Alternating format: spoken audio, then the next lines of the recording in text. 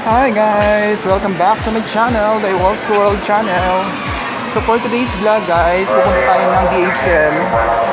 Maghuhulog lang naman tayo ng sulat. Tapos titingin tayo guys ng supporter brief. Kasi yung supporter brief natin is medyo maluwag na. Medyo lumaki ata yung tiyan natin. So mamaya after ko maghulog ng documents sa DHL, kasama ko rin kayo sa pagpunta sa tindahan kung saan tayo pwedeng bumili ng supporter brief. Okay guys, see you around!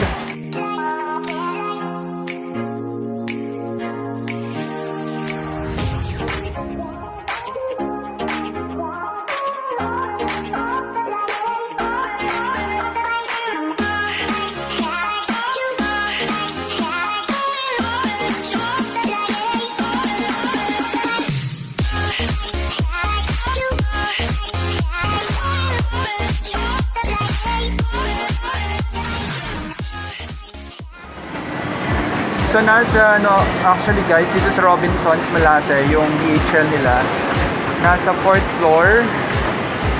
Kaya pupuntahan natin siya. So ngayon nandito tayo ngayon sa 2nd floor. Ayun. Doon muna tayo punta kasi para mabawasan yung bigat ng ating bag. Kasi medyo madaming documents yung ipapadala natin. So far, parang normal days na rin dito sa Robinsons. Pero syempre, medyo kukunti pa lang yung mga tao.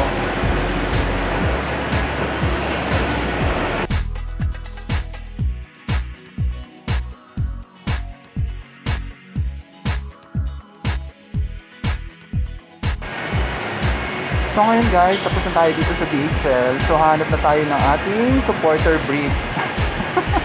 Sana may makuha tayo mas maganda at mas mura, syempre.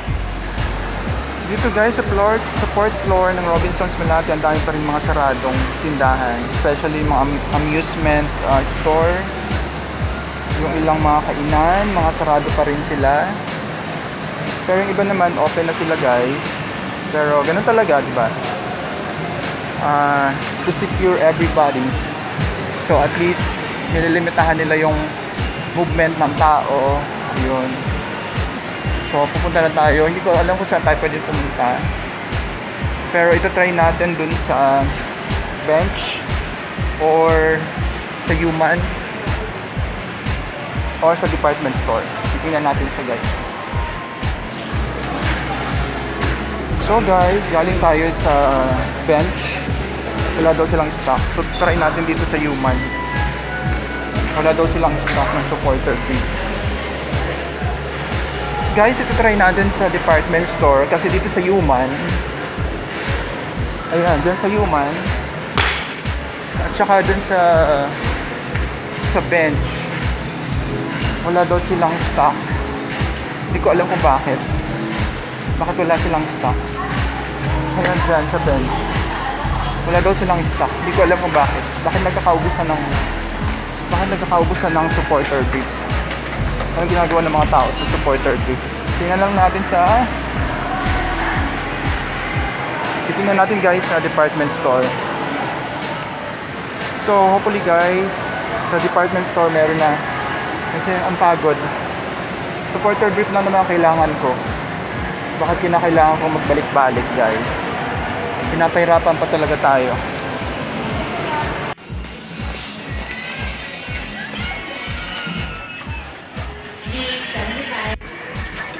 Hi guys, nakabili na tayo. Ayan, nasa counter na tayo. So babayaran na natin siya ngayon.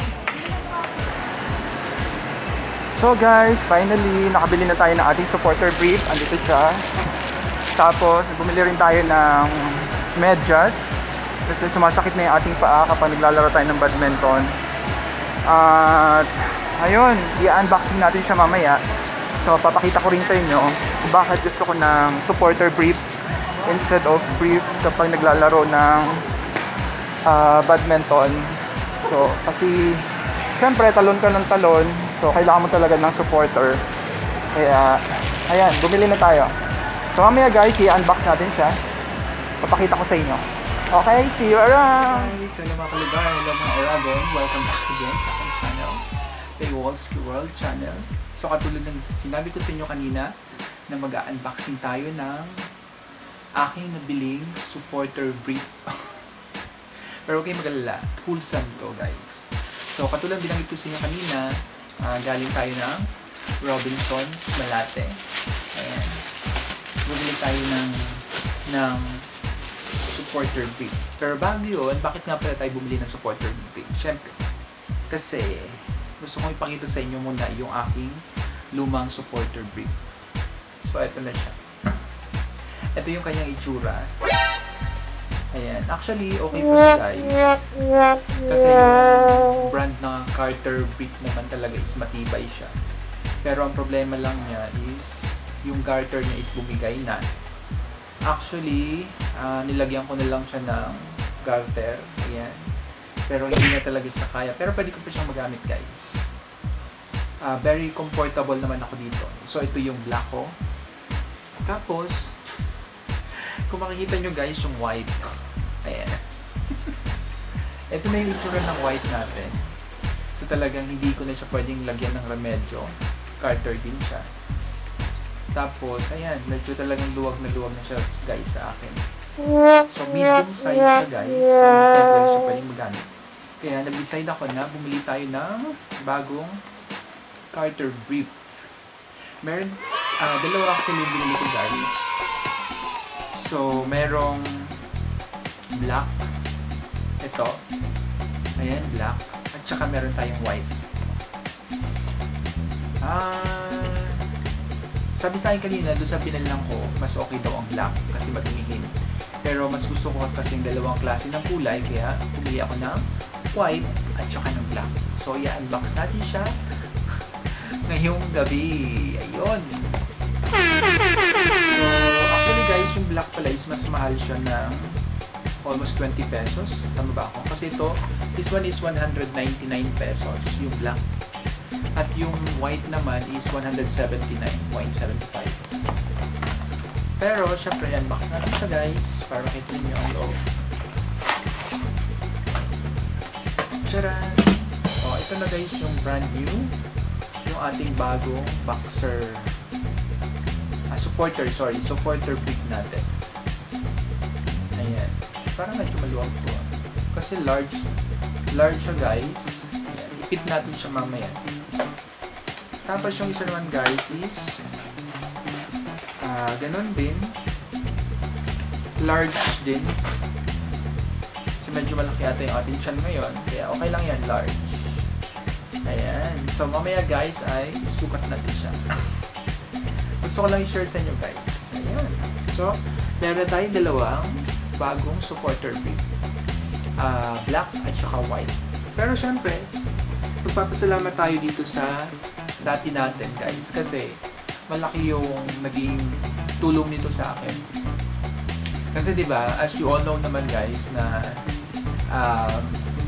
may mga sports ako na ginagawa. So ngayon ay into badminton ako.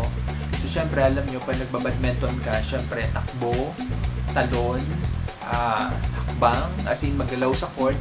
So syempre sa mga lalaki, kinakailangan natin talaga ng supporter para hindi masyadong natatagtag ang ating mga betlog. Ayun. So ito guys, nagagamit ko pa siya. So pwede pa naman siya guys. Pero ito talaga guys isa, hindi ko na siya pwedeng gawa ng remedyo. Kasi masyado na siyang malaki. Tadan! Tapos, bumili na ako din guys na medyas. Ayan. Kasi sumasakit na yung paa ko doon sa mga luma kong medyas. Kasi yung iba kong nabiling medyas medyo makapal. Tapos yung iba naman is medyo madulas. So I hope ito, gagamitin ko to bukas or sa Sunday kasi maglalaro ako. So I hope maging okay siya. So ayun, susukat ko na guys yung ating bagong boxer, ating supporter kit. Susukat natin siya ngayon. Okay? So, just stay put lang kayo guys and see you around. So, ayun guys, nasukat na natin siya. Ito, tama lang pala yung binigay sa akin nung sales lady sa Robinson, tamang-tama lang siya. Kasi yung preferred ko sana is yung medium. Pero, nung isuot ko yung large, sakto lang siya guys. Ito. So, ayun, salamat sa sales lady doon. Tama yung binigay niya sa akin na supporter brief. Kasi ang ginagamit ko kasi ngayon guys na luma ito is medium siya. Pero sakto lang din ito sa akin eh. Pero siguro kaya hindi masyadong makahinga ang aking hindi siya masyadong makahinga nga kasi siguro medyo masikip siya or dahil medyo lumaki lang yung ating tiyan. So, yung ating white na supporter brief is approved. Tapos yung ating black din na supporter brief, ayan, nasukat na natin siya. Is para sa akin is approved din siya guys. Ayun, so syempre dito sa white natin, so hindi na siya talaga pwedeng gamitin. So wala na talaga siyang pwedeng gamitan, no? So goodbye na dito. Hindi ko alam kung ano pwedeng gawin dito. So siguro tatago na lang natin siya or kung paano pa natin siya ma-recycle. So I hope guys, yun. So yun yung ating unboxing ng ating Carter supporter brief. Especially sa mga lalaki, ayun. I would suggest talaga, I would highly recommend na gumamit tayo ng mga supporter brief. Especially kung tayo ay nasa into sport. Kasi kinakailangan talaga natin alagaan ang ating mga belt load. Kasi yan ang sasakema natin mga lalaki. Kasi kapag, syempre, diba kapag hindi natin siya nalagaan, maaaring magkaroon tayo ng mga problema in the future. So I hope may natutunan kayo kahit paano sa ating unboxing. Hindi lang basta unboxing ng supporter brief. So, I hope to see you guys around and stay safe. Okay? Bye-bye! Hi guys! Hello mga kalugar! Hello mga Oragon! Kung bago ka pa lang sa channel ko, please don't forget to like, share, comment, and subscribe. At kung meron din kayong mga gusto pang ipagawa sa atin, just comment down below and I will really highly appreciate those comments. So I hope guys na lagi tayong magkikita palagi and please stay safe and regards to your family.